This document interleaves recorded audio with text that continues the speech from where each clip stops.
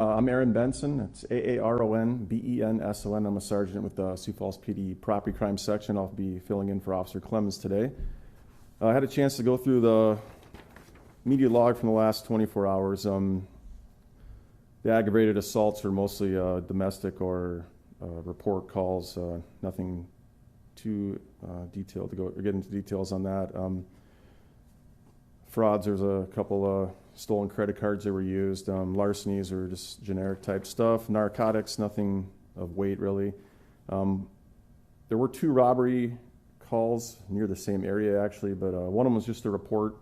But the one that I will talk about today is from 10th in Indiana. It was reported June 15th at about 21:16 hours yesterday evening. In this incident, a female victim called police after reporting that she was in the McDonald's parking lot and sitting in her vehicle when she'd been approached by a person that asked her to, sorry, not loading here, but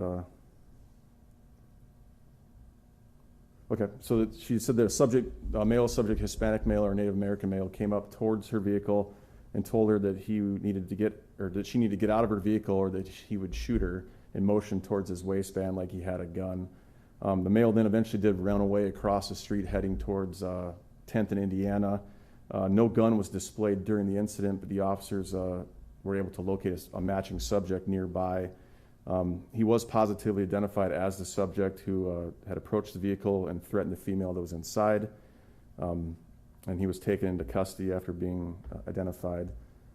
His last name, I'll get for you here, is Archambault, Archambault, first of Teyven, Teyven, middle of Clinton, Clinton, and he is a 19-year-old male Sioux Falls resident. He was lodged in Minnehaha County Jail on account of robbery in the first degree and aggravated assault. No injuries were sustained by the victim in this case. Any questions on that one? No? One other one I'll touch on is it's actually a report from yesterday morning that we got. It's not on the log today, but it's kind of a follow-up information on a case that the detectives worked on yesterday. I'll pull that up here quick.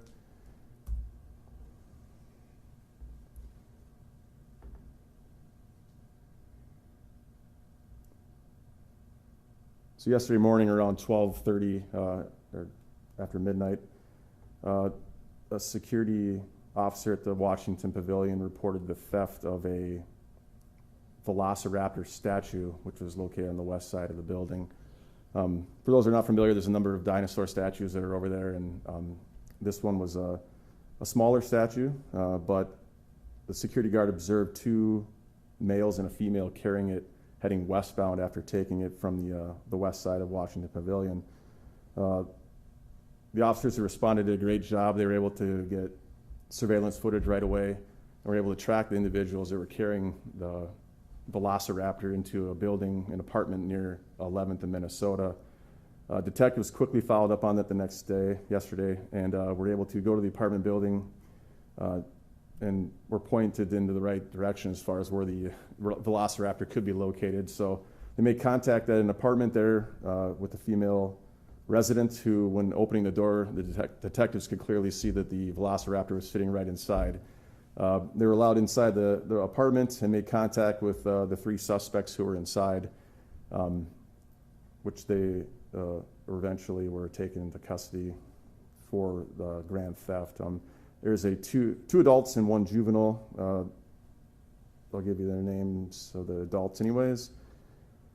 First is the male subject who's involved, last name of Barrera, Barrera, first name of Anthony, and middle of James, and he is a 18-year-old male Sioux Falls resident.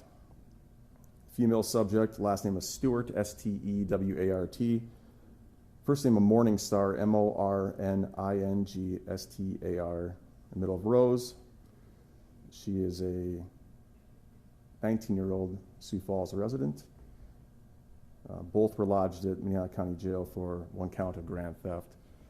So, just a good resolution to a case. I know those dinosaur statues are popular. A lot of people take pictures with them on the pavilion. So we were able to return that item back to the Washington Pavilion after it was seized by the detectives, and they were very grateful with the quick resolution of that case, and holding the people accountable for the ones that took the item from them. So.